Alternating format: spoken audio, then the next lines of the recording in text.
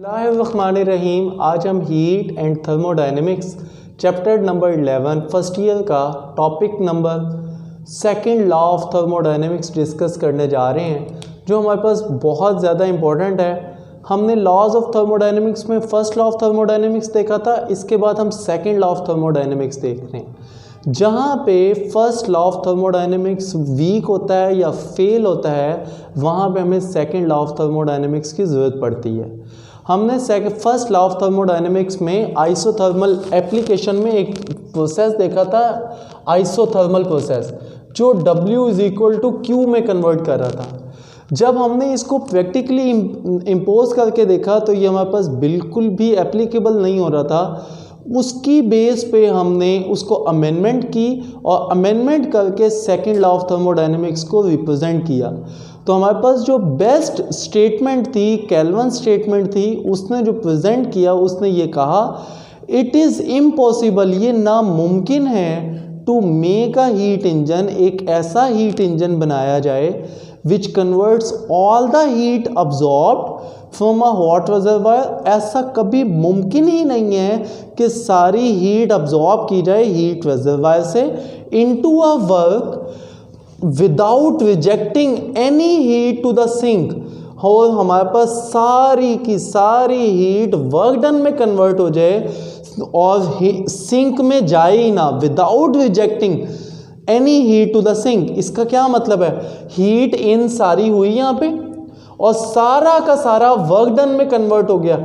ऐसा कभी पॉसिबल नहीं है। ये केल्विन स्टेटमेंट कहती है कि हमारे पास कोई ऐसा प्रोसेस हो ही नहीं सकता कि सारी की सारी हीट ले और सारी की सारी हीट वर्क डन में कन्वर्ट कर दे। इसका मतलब है Q is equal to W, impossible process है केल्विन स्टेटमेंट के मुताबिक। ये सेकंड लॉ ऑफ थर्मोडायनेमिक्स की स्टेटमेंट है।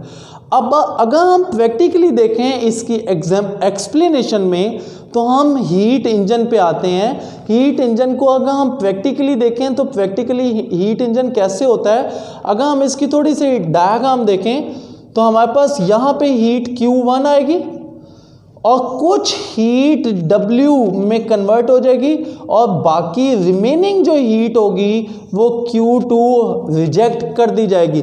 Q1 हॉट हीट होगी, Q2 हमारे पास रिजेक्टिंग हीट होगी।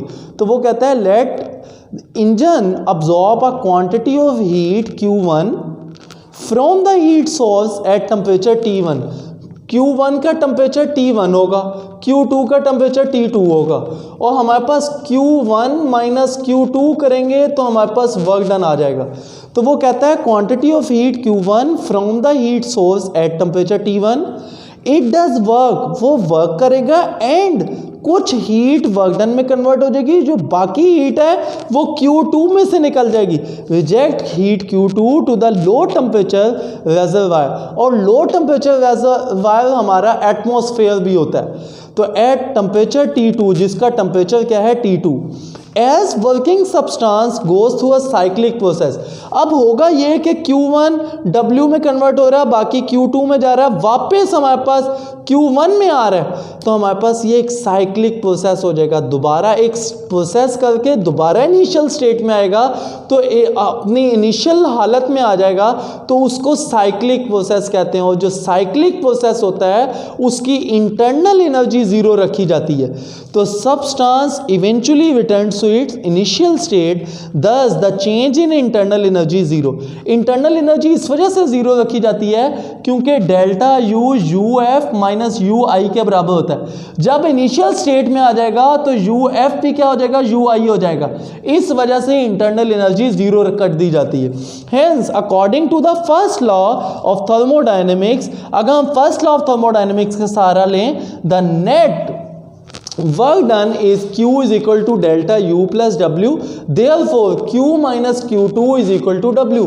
इसका मतलब है अगर हमारा हीट का डिफरेंस पैदा होगा तो जब ही हमारे पास वर्क डन आ सकता है, बिल्कुल एग्जैक्ट अकॉर्डिंग टू हमारे पास केल्विन स्टेटमेंट कि Q is equal to W कभी भी पॉसिबल नहीं है जब तक हीट का डिफरेंस प्रोड्यूस नहीं होता। तो वो हमारे पास किसके इक्विवेलेंट आ जाएगा, वर्क डन के।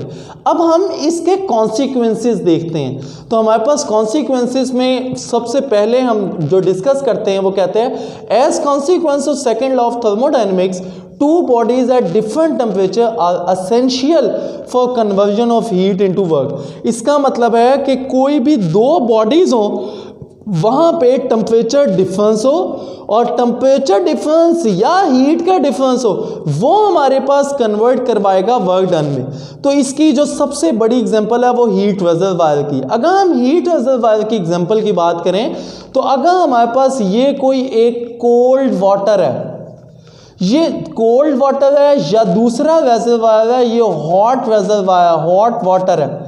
अब ये वाटर जितना मर्जी हॉट हो, ये वाटर जितना मर्जी हॉट हो, अगर एक ही रिजर्वायर है, एक ही हमारे पास सोर्स है और इसमें कोई डिफरेंस क्रिएट नहीं किया जा रहा इसमें, तो हमारे पास इस हॉट रिजर्वायर का कोई भी फायदा नहीं है। अगर इसकी एग्जांपल बहुत ज़्यादा इजी तरीके से हम समझना चाहें तो हम सी वाटर की एग्जांपल लेते हैं। सी वाटर में हम क्या कहते हैं कि हमारे पास रोज़ाना यहाँ पे सरफेस ऑफ सी है, इस पे रोज़ाना सूरज की शुआएं पड़ रही हैं। अब ये सरफेस इसकी जितनी मर्जी हॉट हो, जब तक हम इसमें डिफरेंस नहीं क्रिएट करवाएंगे, बेशक वो हाइट का डिफरेंस हो, बेशक इसमें टेम्परेचर का डिफरेंस हो, हम इस वाटर को हम यूटिलाइज नहीं कर सकते वर्क डन में।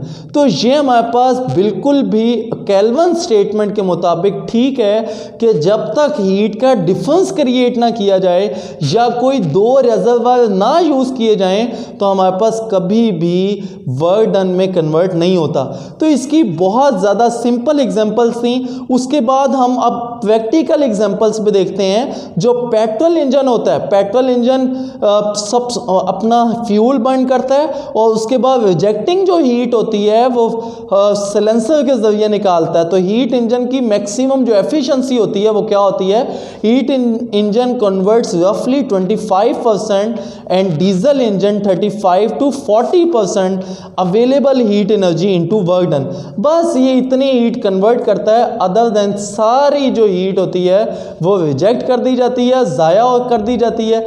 ये हमारे पास था सेकेंड लॉ ऑफ थर्मोडायनेमिक्स। अगर आपको ये मेरी वीडियो पसंद आई हो तो लाइक करें, शेयर करें और अगर आपने सब्सक्राइब नहीं किया हुआ तो सब्सक्राइब करें ताकि हर आने वाली वीडियो आपको टाइम से मिल सके।